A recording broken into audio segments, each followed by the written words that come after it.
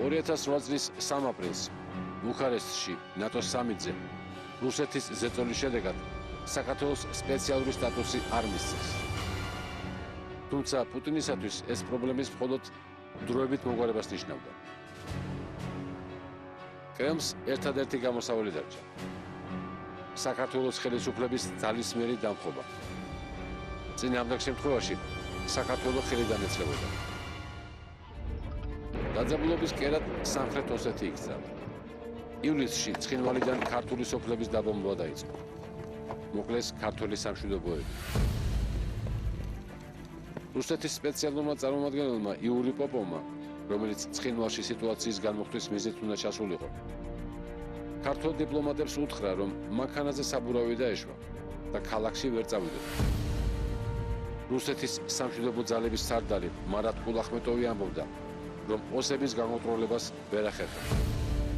როდესაც მიხეილ სააკაშვილმა კრემლის პირველ პირებთან დაკავშირებას სცადა, უთხრეს, რომ პრეზიდენტთან და პრემიერთან დაკავშირება შეუძლებელია.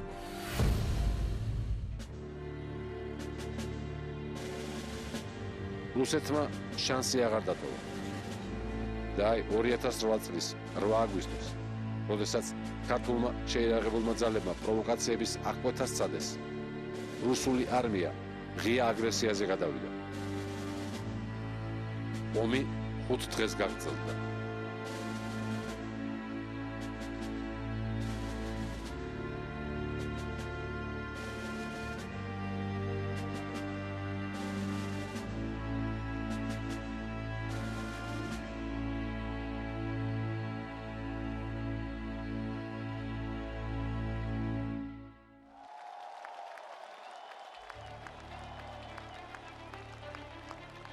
თუმცა 90-იანი წლებისგან განსხვავებით საქართველოს მარტო აღარ იყო. 12 აგვისტოს თბილისში საქართველოს მხარდასაჭერად ევროპის 5 პრეზიდენტი ჩამოვიდა.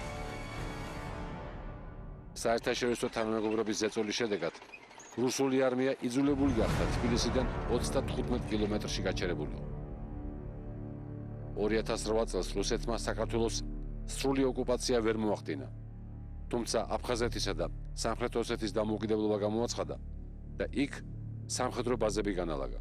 И где ваша благодарность? Где благодарность за то, что мы 15 лет подталкивали абхазов к вам? Вы отплатили нам черной неблагодарностью.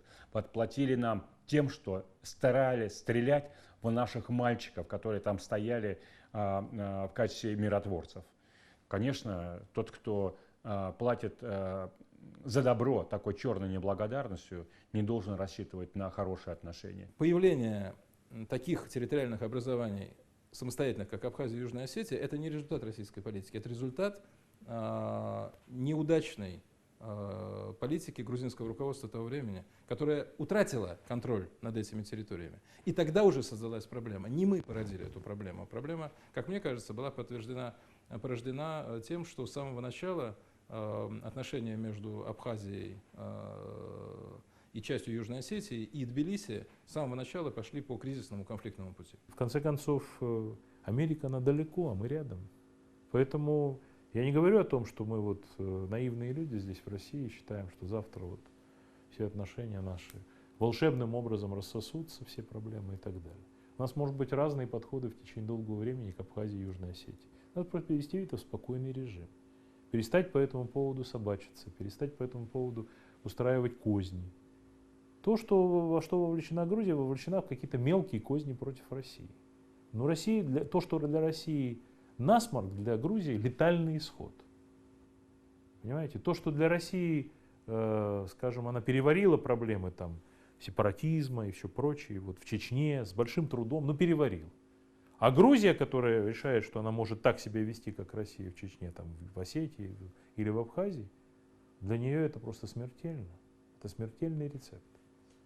Сами президенты ყავდა, ხო, სამი პოლიტიკური მოღვაწე, აბსოლუტურად განსხვავებული თავისი პოლიტიკური შეხედულებებით, წარსულით, ღირებულებებით, თუ გნებავთ ტექნოლოგიით, მართვის და ასე შემდეგ. ვერც ერთმა მათგანმა ვერ მოახერხა რუსეთთან საერთო ენის გამონახვა. რადგან სამივეს რუსეთი უყენებდა ერთსა და იმავე პირობას. საქართველოს განვითარება უნდა იყოს მისი რუსეთთან ინტეგრაციის ფუნქცია და არა პირიქით.